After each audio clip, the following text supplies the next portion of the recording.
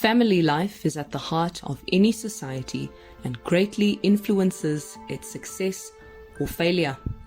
Over time, we've seen a change in the structure and dynamic of the traditional family, now often characterized by single-parent households or broken or collapsed marriages, each having adverse effects on families and the communities within which they exist.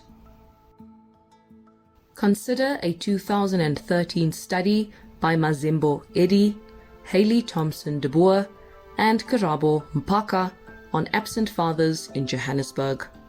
For clarity, the study defines absent fathers as fathers who do not live with their children, who do not maintain communication, nor do they pay maintenance. The study reveals that 1 father out of 2 is absent from his child's life in South Africa. While this may provide some insights into the current state of families, does it tell the full story? To address the declining state of marriage and family life faced by several parishes, the Catholic Archdiocese of Johannesburg hosted its annual Archdiocesan Meeting of Families, or AMOF for short, for a second year in a row on the 24th of June 2023. The day kicked off with outdoor mass celebrations.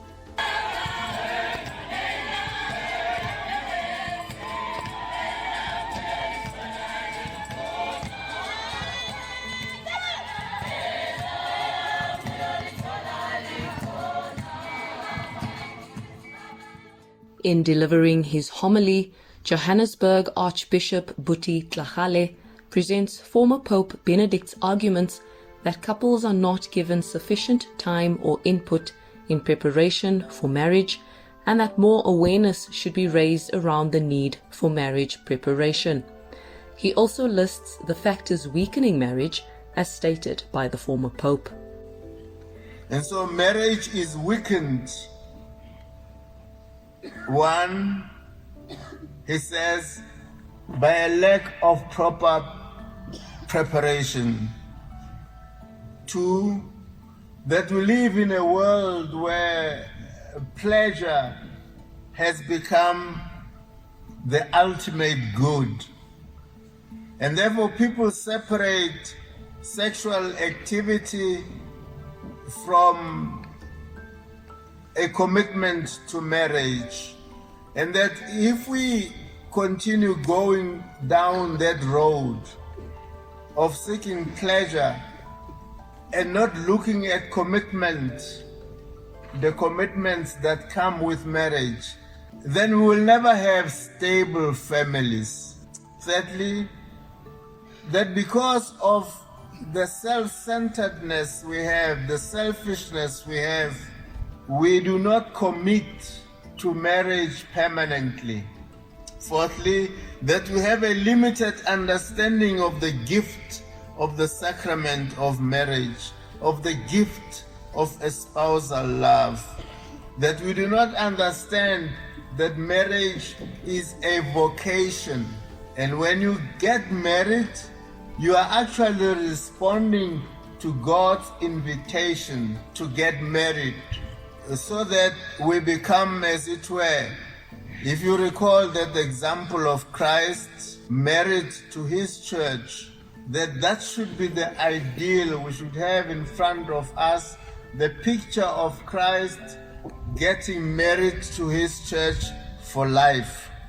And so the sacrament of marriage should be preceded by a Christian orientation. We must become first the disciples of Christ before we get married.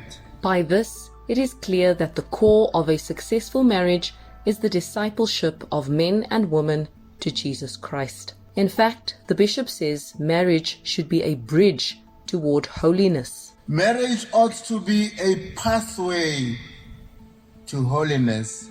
Marriage ought to bring couples closer and closer to Christ. But we know in practice that in fact marriage appears to be going in the opposite direction, of people who separate or who divorce, or couples that have come to a point where they do not communicate with each other, where they hardly talk, they hardly greet, all they do is grunt in the morning. Oh, how are you?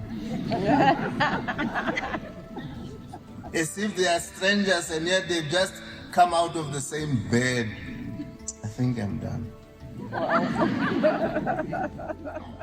Now, we continuously, for those who are married, continuously challenge to promote communication.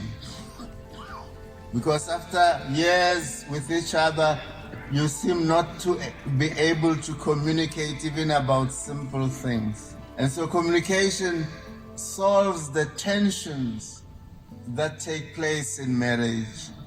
We also need to, we have a tendency, I don't know, I think we're made that way. We have a tendency to be individualistic. And so in order for our marriages to, I don't want to say to last longer, for our marriages to be happy marriages, we need to be, each couple, each person, be aware of the other person and always put the other person first.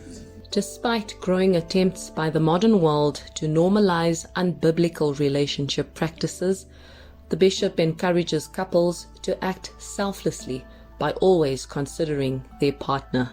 And also simply be sensitive to not to create suspicion in your lives, not to give your partner reason to be worried about you and your relationships. We need to be committed as couples to exclusivity in order to stabilize our marriages.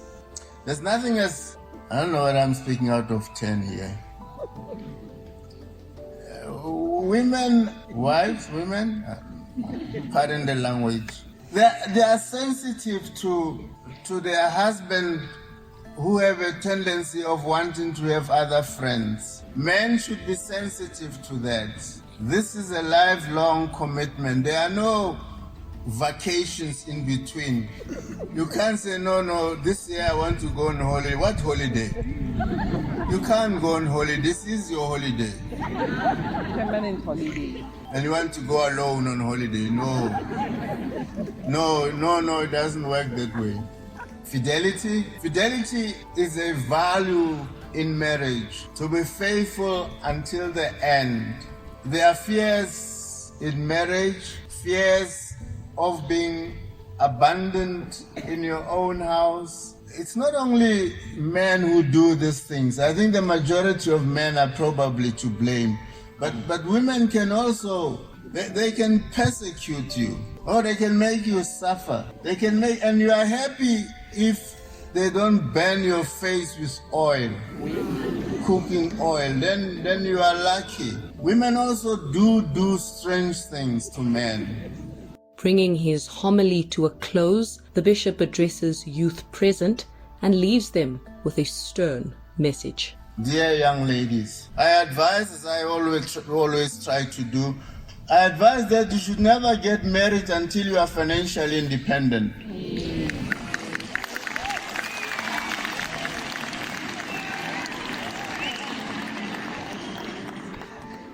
Don't get married because love is deceptive.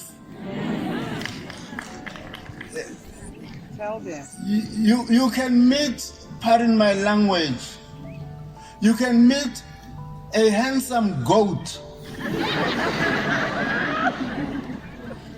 and you throw your life, you give up everything about yourself and you think that this will take care of you for the rest of your life. Think again, because love does grow cold. And people do change. People change. You take a man, you get married to him, this man he never drank anything stronger than Coca-Cola. But today he's a hopeless drunk. People do change. Perhaps I should sit down.